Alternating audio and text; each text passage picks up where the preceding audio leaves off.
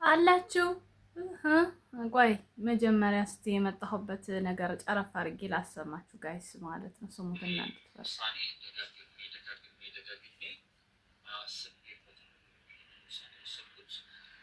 ምናልባት ለአንዳንድ ሰዎች ሊያስደነግጣችሁ ይችላል። ለአንዳንድ ሰዎች ሊገርም ይችላል።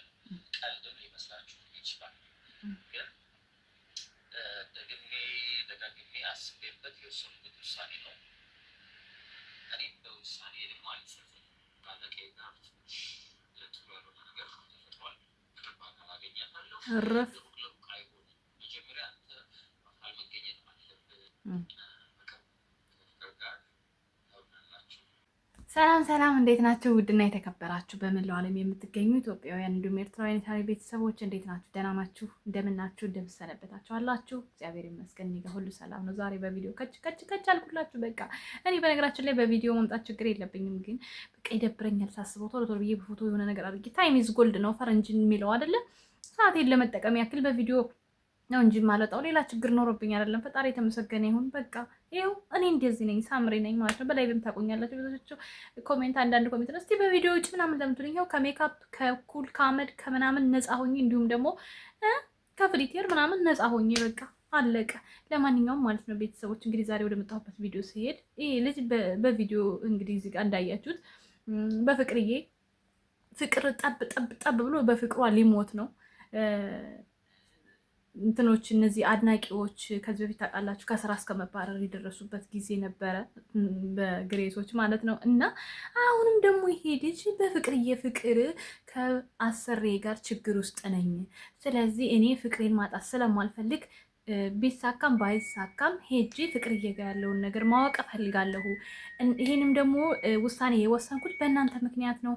ኦዲየንሶቼ፣ ቤተሰቦቼ ፍቅር በሩቅ አይሆንም፣ ስለዚህ ሄደ አገኛት እያላችሁኝ ስለሆነ ሄጄ ማግኘት ግድ ይሆንብኛል። ስለዚህ በቅርቡ ሻንጣዬን ጠቅልዬ ወደ እናት ሀገሬ ወደ ኢትዮጵያ እጓዛለሁ አለ። ገብታችሁ እዩት፣ ቪዲዮ እዩት። እኔ በነገራችን ላይ ማለት ነው አድርሱ ለዘኪ ሼር አድርጉልኝ ይሄ ቪዲዮ። አንተም ሼር አድርግሽ፣ ሰው አድርገኝ አፈምሰኛ። እኔም እንዳንተው ኢመራት ስለሆንኩኝ እንደው ብንገናኝና መጀመሪያ ብንወያይ፣ እኔ ያው የፍቅር እህት አይደለሁኝ፣ ብንወያይ ደስ ይለኛል። ነገሮች እዚህ ተበላሽቶብህ አይደለም መሄድ ያለብህ፣ አንተም ብለኸዋል። ሄደህ ሊሳካም ላይሳካም ይችላል፣ የምነግርህ ነገር ማለት ነው። እና አሁን ይችን የፉፉዬና የፍቅርዬ መራራቅ አድቫንቴጅ መስላህ የሆነ ተስፋ እንዳይኖርክ ወይም ደግሞ ነገሮች እንዳይበላሹብህ ስለምፈልግ ነው። እና አንድ ጊዜ ማማዬን ላስፈቅድና አንድ ቀን ከመሄድ በፊት እስቲ እኔ እናንተ እንወያይበት። እኔ የፍቅርዬ ታላቅ እህት ስለሆንኩኝ አንተ ደግሞ እንዳፍቃሪ የሆነች ነገር ብንነጋገር ደስ ይለኛል። ምን ትላለህ? አዎ በኮሜንት አስቀምጥልኝ ሀሳብህን፣ ሼር አድርጋችሁ አድርሱልኝ ማለት ነው። እና ከሰሞኑ እንግዲህ በጣም ብዙዎቻችን እየቀለድክ ነው እንደዚህ እያልክ ነው፣ የራሳችንን ሀሳብ እየሰጠን እንገኝ ነበር በቲክቶክም በዩቲዩብም ማለት ነው። አሁን ላይ ግን በጣም አምርሮ ቲክቶክም ፕሮፋይል እሷ ናት፣ ሁሉ ነገር ላይ ፕሮፋይል እሷ ሆናለች። ሲቀጥል ደግሞ ሻንጣውን ጠቅልሎ ሊሄድ ሻንጣውን እያሳየን ይገኛል። ቤተሰብ ታዲያ ስለዚህ ወንድማችን ምን ትላላችሁ? እኔ በመጀመሪያ ግን ኢትዮጵያ መስሎኝ ነበረ፣ ነገር ግን ከዚህ በፊትም ሚዲያ ላይ እንደነበረ እየተሰማ ነው።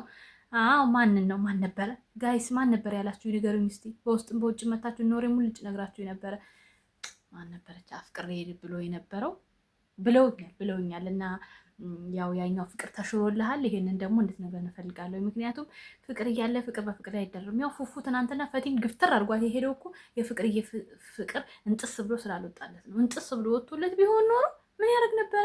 ቶሎ ብሎ ፉፉዬ እንትና ፈቲ ላይ ይጣበቅ ነበረ።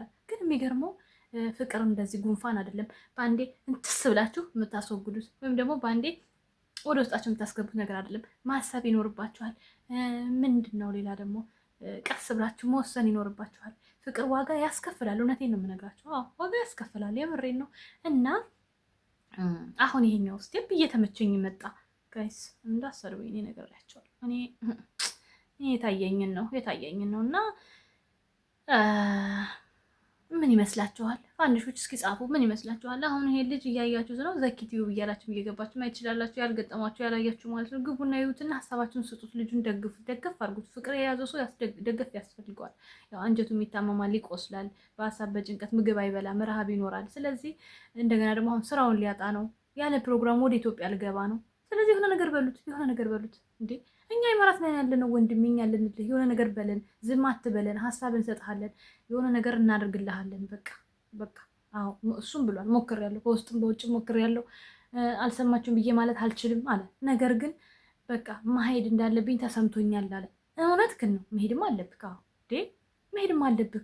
ፍቅር እኮ ነው እንዴ! ለፍቅር እንኳን ከዱባይ ከንጦሮጦስ ሲወልስ በወርድ አዎ ግድ ነው ወንድሜ። እና ይዞ ተስፋ እንዳትቆርጥ፣ እኛ አለን ማለት አሉ እንዴ! እኔ የለሁበትም። ሆይ ደግሞ በሉ በሁፍዬ ክትባት አስወጉኝ አሏቸው። እኔ የለሁበትም። እኔ ዝም ብዬ አጨብጫቢ ነኝ። በር ላይ ምናምን ሰለፍ እያልኩኝ ከዚህም ከዛም ማጮልቅ ሌቦ እነ ወሬ ሙልጭ እንደዛ ነኝ። እና አይዞህ ወንድሜ ለማለት ነው የመጣሁትኝ። እንደው በቪዲዮ ማይተኸኝ እንደው ድንገት እንኳን ኢማራት የሆነ ሞል እንኳን ብንገናኝ እንዳታልፈኝ ብዬ ነው። አንቺ ሳምሪ የፍቅር እህት ብለህ እንድጠራኝ ስለፈለግኩ ነው በቪዲዮ የመጣሁት። ለማንኛውም ቤተሰቦች ላይክ አድርጉ፣ ሼር አድርጉ፣ ሰብስክራይብ አድርጉ፣ ፎሎ አድርጉ፣ ኮፒ ሊንክ አድርጉ። ውይ ኮፒ ሊንክ ፎሎ መለካለ ቲክቶክ ነው። አይ የኔ ነገር እኔ ይኸውላችሁ እኔ ከተደበላለቀብኝ ቆይቻለሁ። ይቻለም ተደበላልቀብኛለች። ዓለም 9 ናት፣ 10 ሞልት አታውቅም። ስለዚህ ለምዘባርቀው ለምቀላውጠው ነገር ይቅርታ አድርጉልኝ። ኦኬ ቤተሰቦች፣ ይቅርታ እንደምታደርጉልኝ ተስፋ አደርጋለሁ። ለማንኛውም ወዳችኋለሁ። እስኪ 6000 እንግባ። 10,000ማ ናፈቀን እኮ ናፈቀን፣ ምኞት ብቻ ሆነብን። 6000 እንግባና ደግሞ እስኪ ወደ 7000 ደግሞ ለመሸጋገር የራሳችንን ተጽዕኖ እናደርጋለን። ወዳችኋለሁ። ለማንኛውም ቻው። ከሚጋቡት ይልቅ የሚፋቱት በዝተዋል። ለምን? ቀን ሰው ነው የምትመስሉ፣ ማታ ከጫካ የወጣች አይጥ ነው የምትመስሉ። ታዲያ ይሙት ወንድየው ይሙት ወይ ይሙት። አንቺ የምትለብሽው ሆማኔ 90,000 ደሞዙ 20,000 እንደው በዛ ከተባለ 20,000 ነው የሚከፈል። እና ይሙት መንግስት ሰራተኛ ሚስት አያግባ።